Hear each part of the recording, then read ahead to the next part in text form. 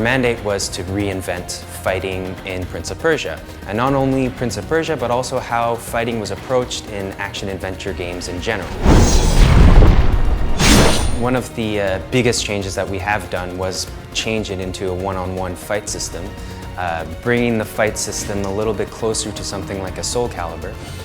Yeah, with the new Prince of Persia, the way combat and acrobatics are related is quite different from the previous games. In the previous games, they were a lot more interlocked, where you could be doing acrobatics during the combat, essentially, and that it worked into the combat and then continue on and essentially just even run away from combats in the previous game.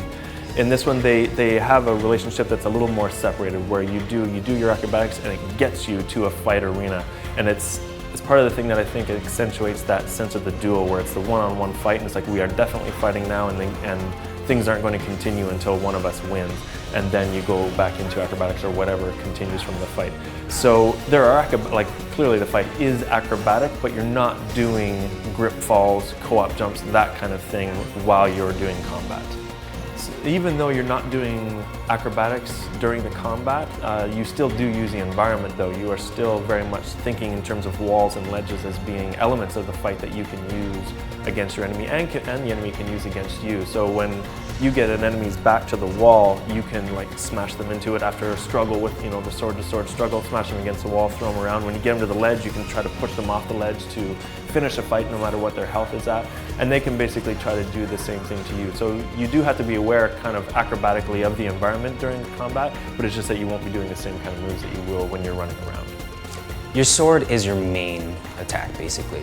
It's one of the most efficient, it has the most regular damage, and so on. It's one of the easiest attacks to use, but it's also the ones that could be the most countered. The enemy will be able to avoid the attack if it was just slightly out of range and try to counterattack you at that point. And the enemy will also be able to deflect your sword attacks.